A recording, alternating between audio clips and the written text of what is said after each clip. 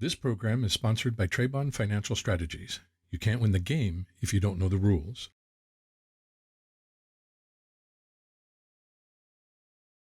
Welcome to the How Money Works Masterclass. Did you know that financial illiteracy is the #1 economic crisis in the world? This masterclass is where you will improve your financial literacy and learn how to stop being a sucker. In this short series, you will learn several key concepts that will create a foundation for healthy financial habits, teaching you how to earn, spend, save, manage, and invest your money. You work hard for your money. Isn't it time you learn how to make your money work for you? Well, hello, Kent Adams here, and welcome to episode 6, the final one in our series of becoming safe and secure as we get older, right? Yeah. Dan Blanchard, how are you? I'm doing good. Thank you. Good to have you. Yeah. Let's talk about, on the screen here is the rule of 72. Yeah. Now, I beat that by 2 years in my age, but what does that mean? It's not an age thing, is it? It's not an age thing. Okay. Time does play into it, though. So in the last few segments, we've talked about earning interest, Right. and we've talked about compounding interest. We've talked about interest rates, and we've talked about time. So this is where the rule of 72, where all those things kind of come together and they play together. So, and it's a somewhat easy mathematical formula to determine about how long it will take your money to double at a given rate.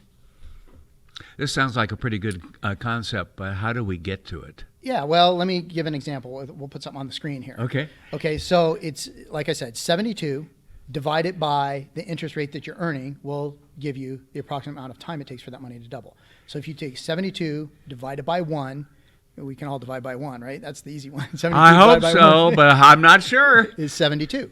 So it would take, if you're earning 1%, it's going to take 72 years for that money to double. That money Okay, to now double. it's becoming Yeah. clearer. Yeah, right.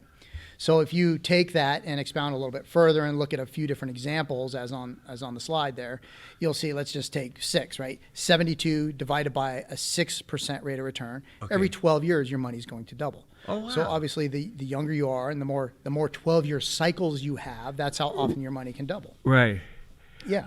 So The key is to start early if you can. if you can, definitely start Right. early, because that's been sort of the theme, right, that we've talked about. Obviously, there's never a time that's too early to start saving money.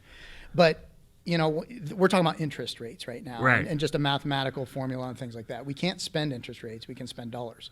So I'd like to just illustrate by showing on another graph here on how that looks like in dollars. So you'll see on the graph at the different interest rates that we're earning. We're going back now to the savings episode. Okay, And, right.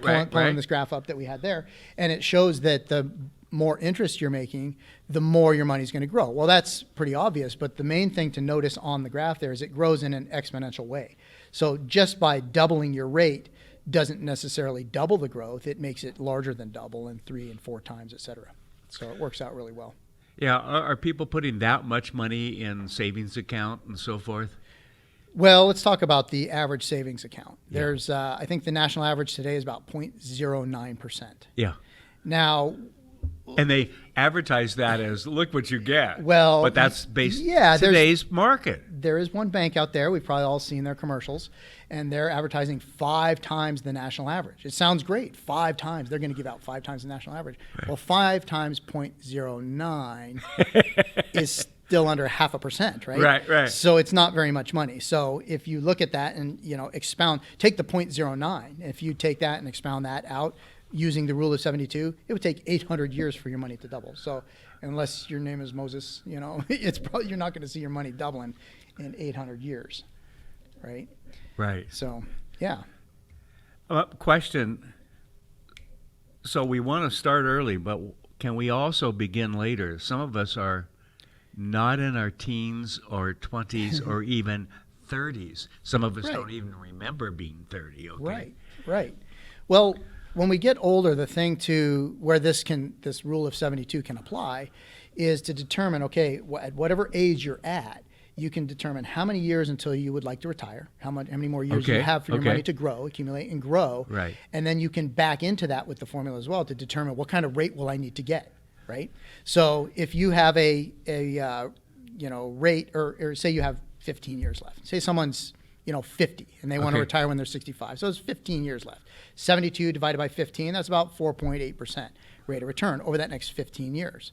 Okay. So that's kind of a way to look at it and use this formula to figure out about how much time you have left or what kind of a rate you would have to go chase down in order to accomplish what you want to accomplish. Okay, and the obvious direction would be that's not going to happen in a passbook account at a bank. Correct. Yeah. That's back to the 0.09%, right? Right. Yeah. So there are other vehicles out there that we can earn 4 or 8 or 9 or even 10%, right? There are annual averages. 6 to 9% is a good Really? rate of return on Okay. an annual average over the long term. Okay. It's hard to get that kind of returns on a short term. Right. If we could all do it, we'd be doing it, right? But over the long haul, we can do that if we have our money structured and put in the right places. Okay. And that's what we help people do. We help them understand where these places are to put their money. That's some money is safer than others, some is more productive than others, some takes Right. a little more risk than others. But you want to have it properly balanced in there. in their portfolio. Obviously, you don't want to put it all in risk, probably, unless you're very young and maybe do it for a while and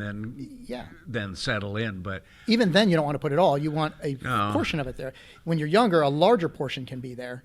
Okay. As you get older, Okay. then you want to scale that risk portion back and go into safety. So Yeah. it's kind of a sliding scale, if you will, to do that. And you help people do that. I do. I Okay. do. But before I get there, though, Yes. I just wanted to point out one more thing about the rule of 72, and that is with regard to debt. So we talked about the banks, how much they're willing to pay us, or Right. not, as the case may be. Yeah. But let's think about when they want to charge us for money. Let's think in the terms of the most common. It's not the 0.09, is it? No, they found a pretty good way of getting the number up, right? So let's think of the most common way that we use debt, and that is through plastic, through the credit cards, right? Right. An average rate of return or average rate that we pay on a credit card is about 70% on average. I mean, some of them are as high as 25, 26% now, which is a lot of money. So if you take that money and at 15% by the rule of 72, that means your debt is doubling about every 4.2 years.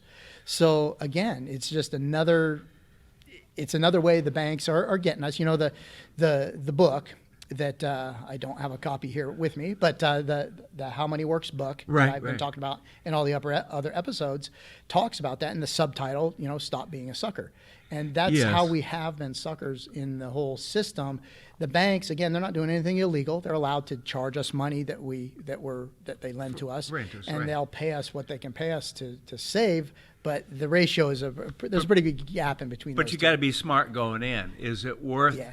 putting it on a 8 or 12 or 15% credit card, or is it worth saving up for it? Or Exactly. I mean, yeah. Right, those are tools, and they're all tools that can be used. Credit cards can be used as a very great tool. Right.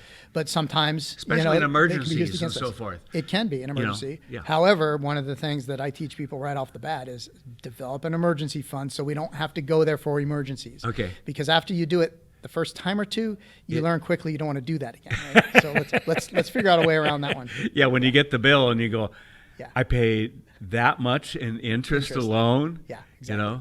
Exactly. And especially if you make the minimal payment, Oh, yeah. which basically covers some of the interest, but that's it. And very little principal in most cases. yeah. Yeah, and the minimum payment is a good way to make that payment stretch out. I did the math on some different credit cards a few years back, and if you just made the minimum payment, it would usually take you anywhere from 18 to 22 years to pay it off. That's without adding anything to it. So it's a lot. Right. And that's how they can use the rule of 72 to their advantage. So if it's every 4 years that money doubles and grows, think about 4 years, 4 years, 4 years. That's just 12 years. Half No the time that kidding. it takes to get that thing paid off, that money, it just keeps growing. Okay. So making the minimum payment doesn't. So you can help counsel people in terms of put off that buy or put off that investment, so that it makes sense. Absolutely. And that's really what it comes down to. Yes. Let's not pay the extra interest now. Correct. Let's earn the interest now and then pay cash, if you will, for it or whatever. Yeah. And I'll tell you, the most important thing I bring to the table with anybody that I'm meeting with is I do not have an emotional tie to their money. Yes. So I can make a very impartial suggestion to them because I'm not emotionally tied to it. Right. As we all are with our own money. When you Emotional bring decisions. up those ideas and so forth, do you get some strange looks once in a while? Sometimes, yeah. Yeah. like I don't want to hear that.